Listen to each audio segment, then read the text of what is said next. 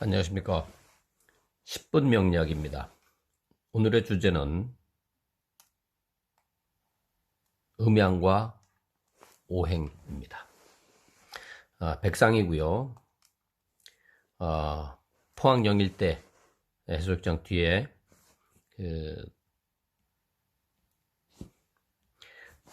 그 백상 명리학 연구소를 운영하고 있는 소장 김강호입니다.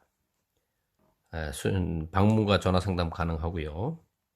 수강생을 수시로 모집하고 있으니 이 학문을 배우고자 원하시는 분들은 언제라도 연락 주시면 함께 공부할 수 있는 기회를 갖도록 하겠습니다. 음양오행을 논하려고 그러면 과연 음양과 오행이라고 하는 부분들이 무엇인가를 알기 이전에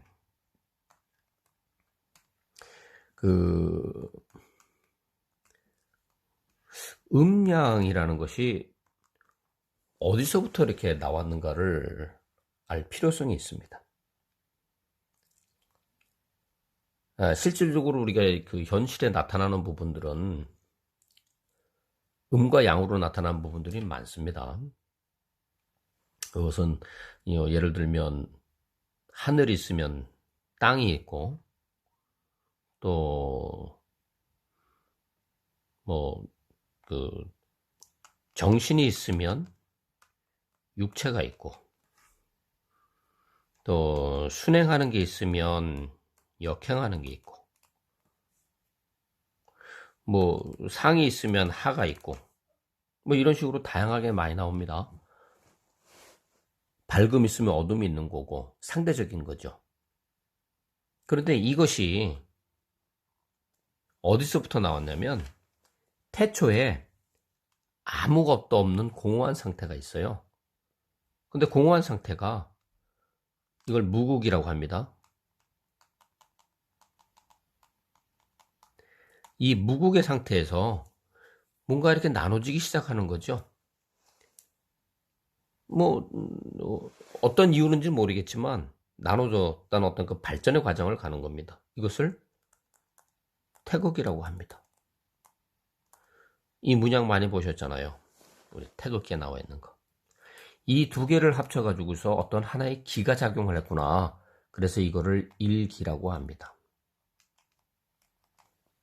이 일기에서 나눠지기 시작하면서 그것이 이제 어두운 거와 밝은 것으로부터 이렇게 해가지고 하는데, 그것을 알게 된 것은 어디서 알게 됐냐면 자연에서 알게 된 거죠. 그래서 이거 음과 양으로 나눠진 걸 갖다가 이제 우리가 소위 이제 그 양의라고 하는 것으로 표현을 하는데, 이 자연에서 나타난 그런 부분들이 이제 알게 되면서 여기서 학문적으로 이제 이게 이제 발전하는 게 뭐냐면, 음과 양으로 해가지고서 이러한 부분들이 있지만 이게 과연 그런 음이 양이 별개냐? 그게 아니죠. 공존한다는 겁니다. 예를 들어서 여름이 있으면 여름이 무조건 건조한 건 아니죠. 여름 안에는 습한 것도 있고, 겨울은 춥지만 또 건조한 것도 있어요. 그래서 공존을 한다. 근데 공존하는데도 어떤 그 상대적인 것이 있더라.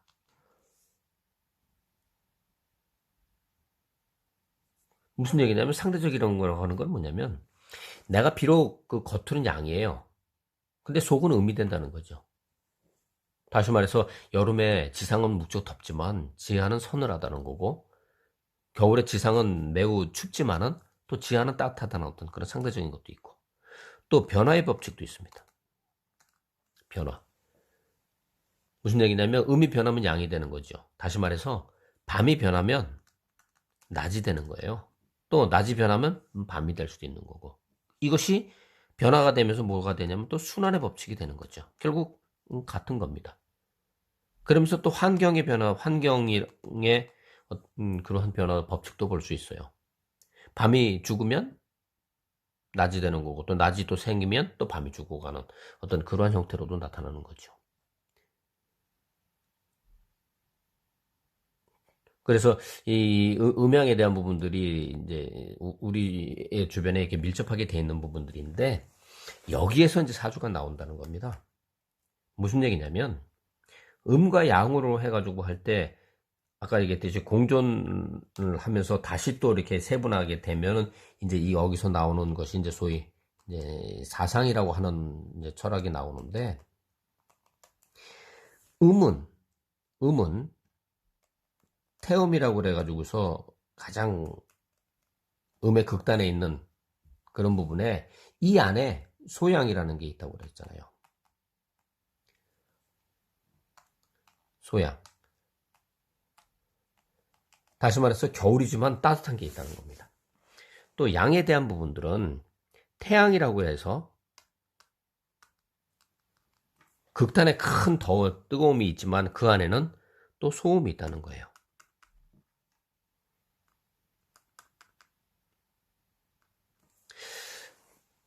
네 가지로 구분되는 거죠. 그 이대마 선생이 이 네 가지를 근거로 해서 사상 체질을 발전시킨 거 아니겠습니까? 그런데 이 태양과 소음과 그 소양과 태음에서 좀 더 발전하게 되는 것이 이제 사주가 되는 겁니다. 그래서 이 사주로 나오는 것이 여기서 이제 기둥으로 나오는 게 연간, 연지, 월주에 해당되는 월간, 월지, 그 다음에 일주에 해당되는 일간, 일지, 시주에 해당되는 시간, 시지로 예, 이렇게 이제 확대가 되면서 이제 사주가 나오는 거죠. 자, 아무것도 없는 무극과 태극이 음과 양으로 바뀌고 그것이 다시 사상으로 바뀌면서 이게 사주가 나왔다고 하는 것은 이거는 오랜 세월을 이런 부분들이 그 이제 연구되면서 이제 발전이 되게 되고 거기에 따라서 이제 이 사주가 이제 학문적인 체계를 갖춰지게 되는 겁니다. 그럼 오행이라는 건 뭐냐? 오행이라는 건 뭐냐? 우리가 이제 태양이라는 게 있었고, 그 다음에 소음이라는 게 있었습니다. 그 다음에 태음이 있고 소양이 있다고 말씀드렸어요. 이 얘기는 뭐냐면 태양이라고 하는 거는 양 중의 양입니다. 양중양. 그렇다 그러면 양중양은 남자예요. 그러니까 겉과 속이 모두가 이 겉과 속이 모두가 양이라는 거죠. 소음이라고 하는 건 뭐냐면 이 양 중에 음이 있다는 거예요. 양 중의 음이라는 건 뭐냐면 그 남자는 남자인데 여자 같다는 거죠. 여자 같은 남자예요.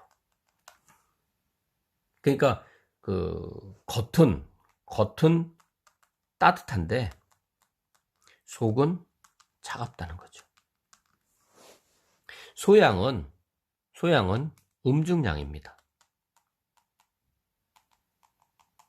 그래서 음중양이라고 하는 거는 뭐냐면 남자 같은 여자예요.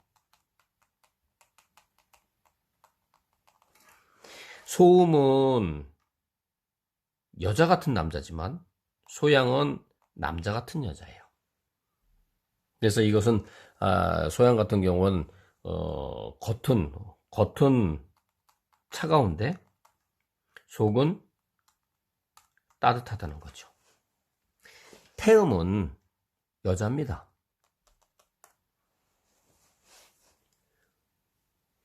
겉도